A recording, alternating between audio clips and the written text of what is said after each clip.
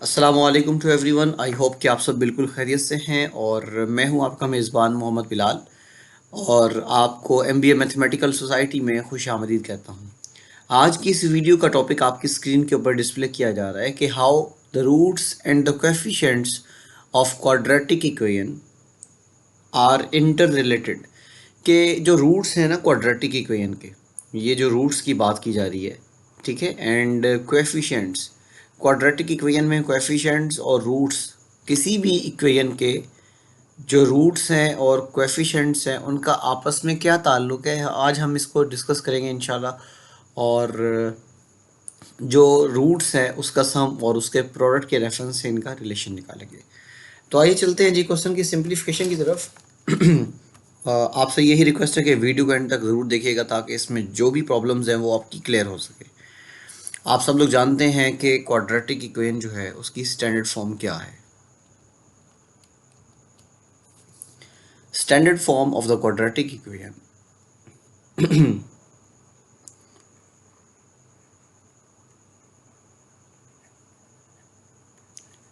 Standard form of quadratic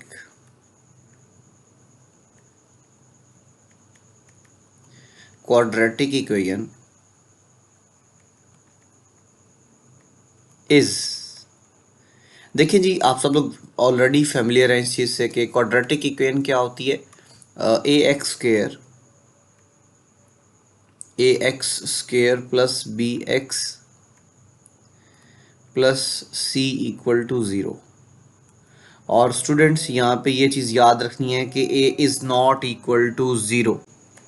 ji students, तो अब यहाँ पे देखें तो ये जो ए आपको दिखाई दे रहा है, this a is the coefficient of x square and here b is the coefficient of x and c is the constant term. जो विदाउट वेरिएबल टर्म होती है उसको कांस्टेंट टर्म कहते हैं। और x की पावर 2 के साथ यहाँ पे a मल्टीप्लाई हो रहा है, so this is the coefficient of x square and x के साथ जो b मल्टीप्लाई हो रहा है, this is the coefficient of x। सो आइए चलते हैं इस सिंप्लीफिकेशन में सबसे पहले हम बात करेंगे रूट्स की, कि क्वाड्रेटिक इक्वेशन के रूट्स क्या हैं। स्टूडेंट्स, अगर आपको याद हो तो आपने क्वाड्रेटिक इक्वेशन को, ये जो क्वाड्रेटिक इक्वेशन है, इस क्वाड्रेटिक इक्वेशन को आपने सिंप्लीफाई किया था और इसके कुछ रूट्स निकाले थे। मैं आपके सामने वो शेयर करना चाहता हूँ कि roots of quadratic equation, roots of quadratic equation, quadratic equation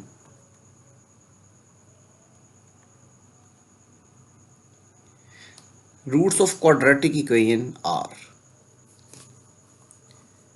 तो स्टूडेंट्स, यहाँ पे हमने जो x की वैल्यूज़ निकालनी होती है ना, उनको रूट्स कहा जाता है। जो x की वैल्यूज़ निकालते हैं या जो x की वैल्यूज़ होती है उनको रूट्स कहते हैं। तो हमारे पास हैं जी दो रूट्स, एक है नेगेटिव b, जो क्वाड्रेटिक फॉर्मूला आपको याद है वही इसके रूट्स हैं। एक दफ़ा हम इसको प्लस करके लिखेंगे और एक दफ़ा इसको माइनस करके लिखेंगे। तो यहाँ पे है जी नेगेटिव b और उसके बाद यहाँ पे under root b square minus 4ac, b square minus 4ac divided by 2a। तो ये आ गया फर्स्ट रूट, क्योंकि इसमें मैंने यहाँ पे प्लस लिखा है। और इसका जो सेकंड रूट आएगा उसमें जस्ट ये नेगेटिव हो जाएगा और बाकी सारा एज इट इज़ रिलेशन है। सो नेगेटिव b माइनस और उसके बाद है अंडर रूट के अंदर b square minus 4ac divided by 2a। तो स्टूडेंट्स, ये हैं जी हमारे पास क्वाड्रेटिक इक्वेशन और क्वाड्रेटिक इक्वेशन के रूट्स, जो कि आपकी स्क्रीन के ऊपर इस वक्त आपको देखने को मिल रहे हैं। तो अब हम क्या काम करने वाले हैं, इन रूट्स को अल्फ़ा और बीटा का नाम देंगे। हम लेट कर लेंगे कि इसमें से एक रूट अल्फ़ा है और दूसरा रूट यहाँ पे बीटा है। सो कंसीडर, या हम लेट करेंगे, लेट ये जो एक रूट है उसको हम अल्फ़ा का नाम देंगे, so x is equal to alpha, और जो दूसरा रूट है इसको हम बीटा का नाम देंगे। स्टूडेंट्स, ये जो सेक्शन आपको दिखाई दे रहा है ये पूरा, मैं इस पूरे को अल्फ़ा का नाम दे रहा हूँ, ये प्लस वाला जो रूट है, और जो नेगेटिव वाला रूट है इसको मैं बीटा का नाम दूंगा। और यूँ आपको स्टेटमेंट कुछ ऐसी देखने को मिलेगी कि ये x is equal to alpha और x is equals to beta. और हमें यहाँ पे बताना भी पड़ेगा कि ये अल्फ़ा किसके इक्वल है और बीटा किसके इक्वल है।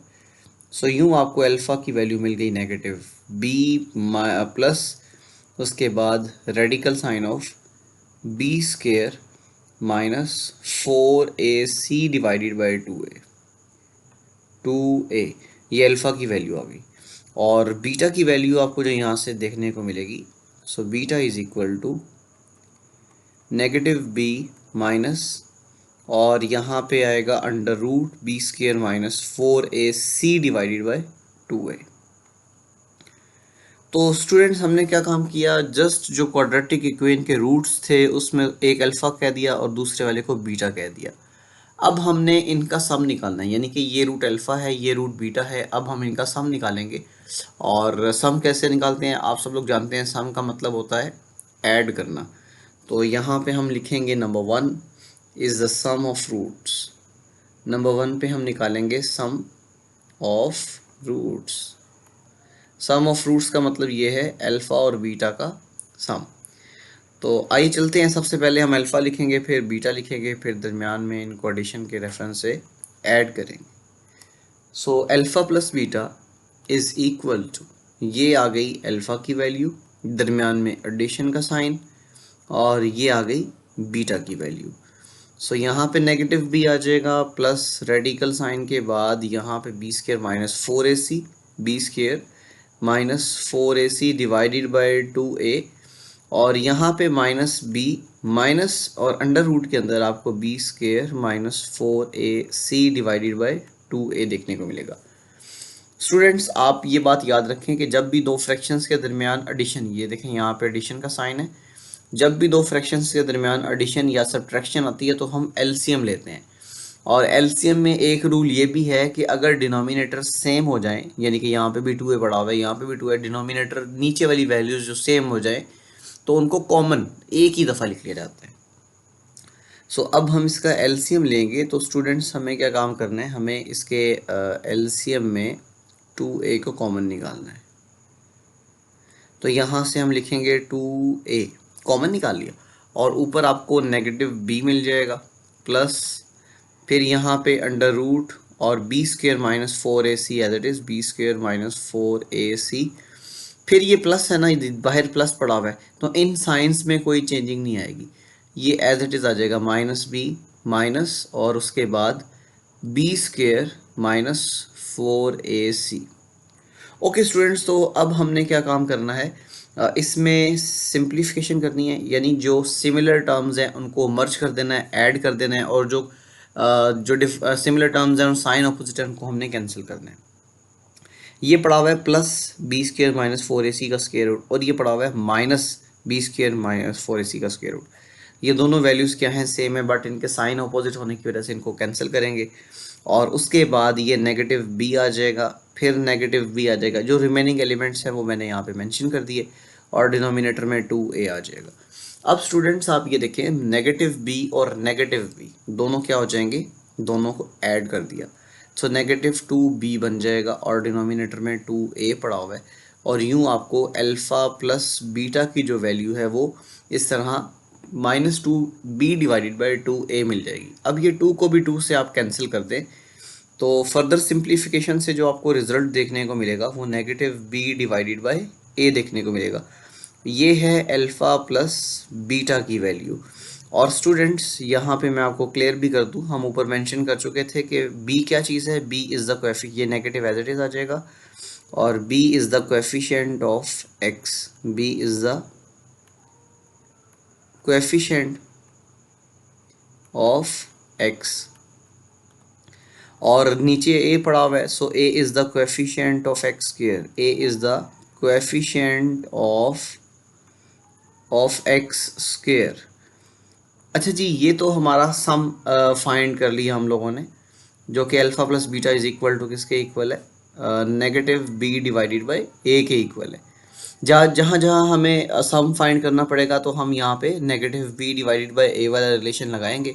सो आई होप ये क्वेश्चन यहाँ तक तो आपको समझ में आ गया कि रूट्स में और कोएफिशिएंट्स में क्या रिलेशन है। रूट्स का जो सम है वो माइनस बी डिवाइडेड बाई ए के इक्वल होता है। एक रिलेशन तो ये आ गया। आइए इसका दूसरा रिलेशन फाइंड करते हैं with the help of multiplication, जो कि इसका हम पार्ट 2 सिंप्लीफाई करने जा रहे हैं। तो आई होप क्वेश्चन आपको यहाँ तक समझ में आ गया। आइए चलते हैं अब इसका प्रोडक्ट फाइंड करते हैं। जी, प्रोडक्ट फाइंड करने के लिए हम यहाँ पे हेडिंग देंगे पहले product of roots, product of roots. तो स्टूडेंट्स, रूट्स का जो प्रोडक्ट है इसका मतलब ये हुआ कि आपने रूट्स को मल्टीप्लाई करना है। सो एक रूट हमारे पास अल्फ़ा है, दूसरा रूट बीटा है। तो प्रोडक्ट ऑफ रूट्स का मतलब ये हुआ alpha multiply by beta, alpha multiply by beta. ये जो डॉट है ना, ये मल्टीप्लिकेशन को रिप्रेजेंट कर रहे हैं। और चूंकि हमारे पास दो फ्रैक्शंस हैं तो हमने क्या काम करना है, पहली फ्रैक्शन को यहाँ पे ब्रैकेट पे लिख देना है और दूसरी फ्रैक्शन को यहाँ पे लिख देना है।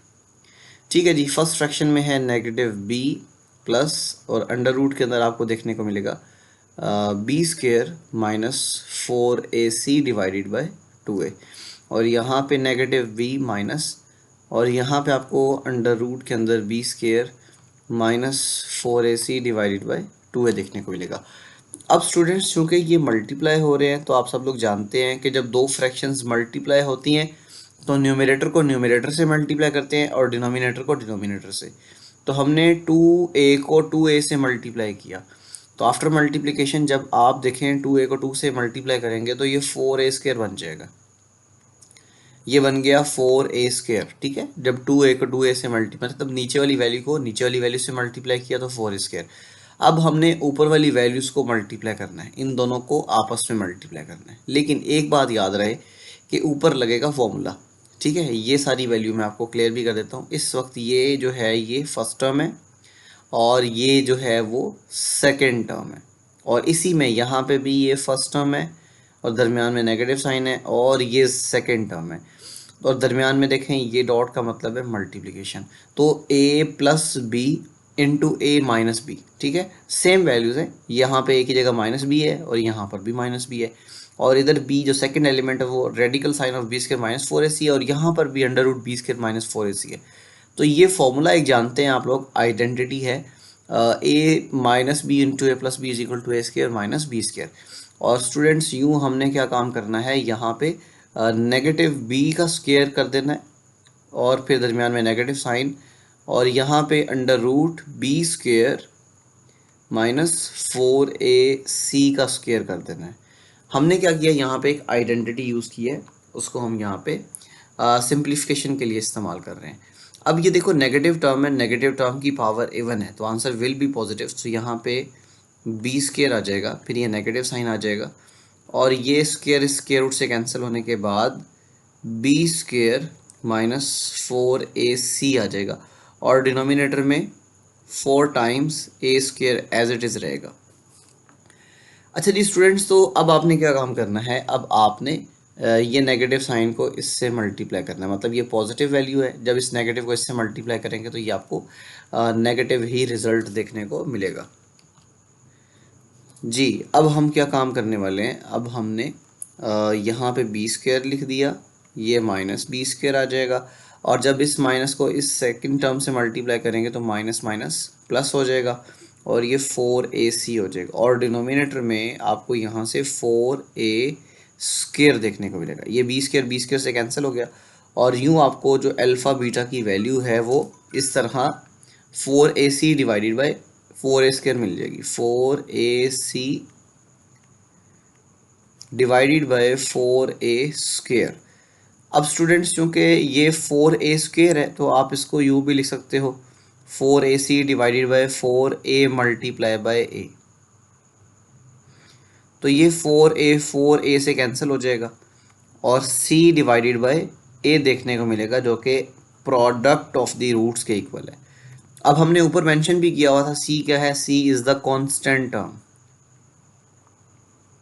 कांस्टेंट टर्म जो क्वाड्रेटिक इक्वेशन हमने बनाई थी ना, तो ये कांस्टेंट टर्म है। तो मैं यहाँ पे इसके स्पेलिंग को इम्प्रूव कर देता हूँ, c is the constant term.